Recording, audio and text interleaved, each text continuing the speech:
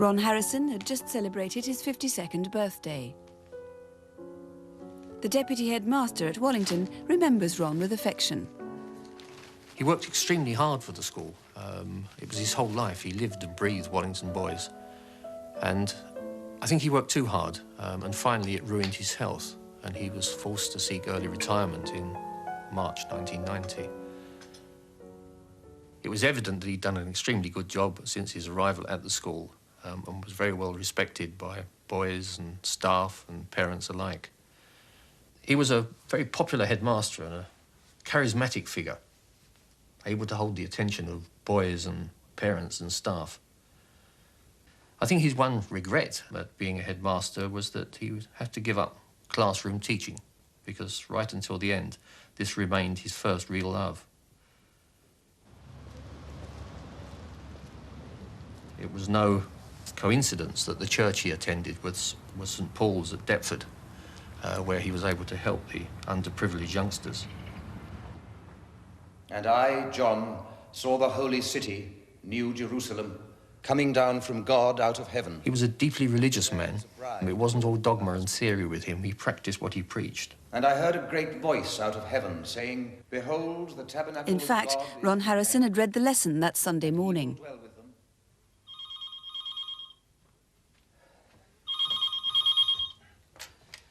Hello? Rosie? Oh, you know, okay. How are you? In the evening, the school secretary who'd worked with him rang as she did every day to see how he was. No, I don't think so. I think I'll just watch a little TV and then have an early night. But half an hour later, a taxi was called to pick up Ron and two teenage boys. Well, I picked him up about 20 to 7, quarter to 7 on that night.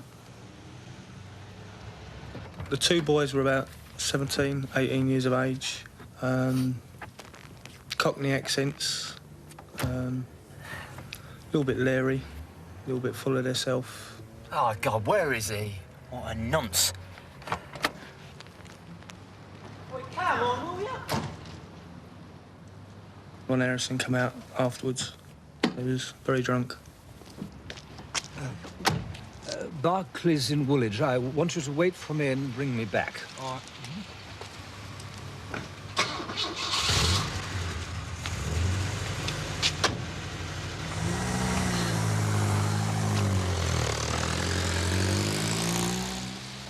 Left here. I took him to Barclays Bank. He kept giving me directions all the way there, which really got up my nose a bit. Straight on through the lights. I think I know the way after about 10 years of cabin.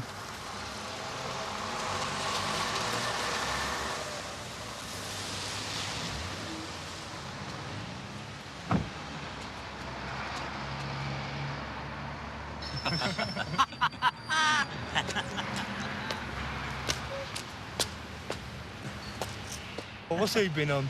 He's been on tablets, drinking and all. State of that silly bastard.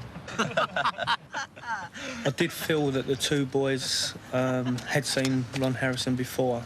This wasn't the first time that they'd seen him. They was just too cocky around him. You know, they wasn't shy of him or anything. They, you know, they was just as though they was like not friends, but they knew each other. It wouldn't give me any money.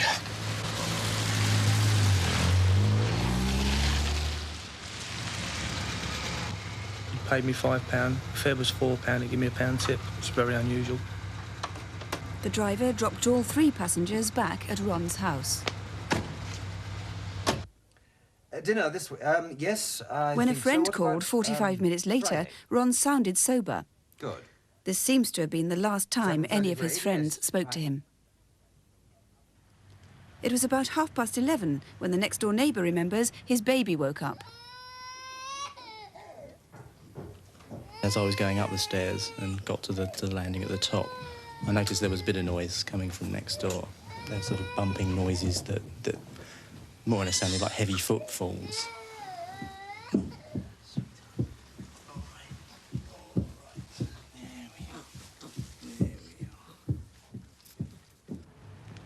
On the other side, Albert Britton went into the garden to smoke a last pipe before bed. I saw the light was on, and then a shadow crossed the window. That looked like Ron.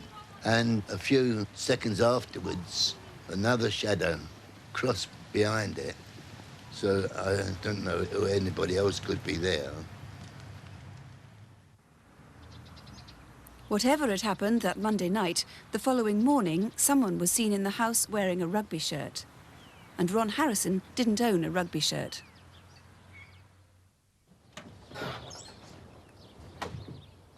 That Tuesday afternoon, a builder arrived.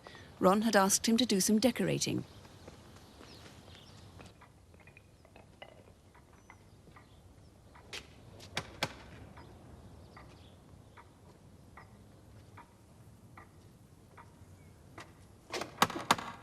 The shutters were now drawn. No one answered the door.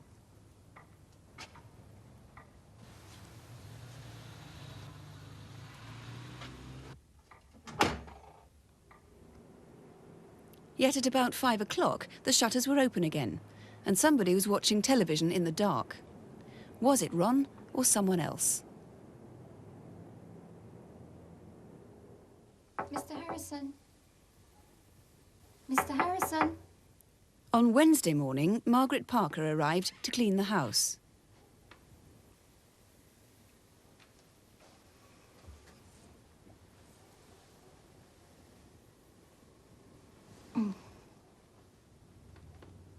Ron had been strangled. His ribs had been broken and he'd been tortured. Police believe he'd been murdered here in the front bedroom and then carried through to his own bedroom at the back of the house.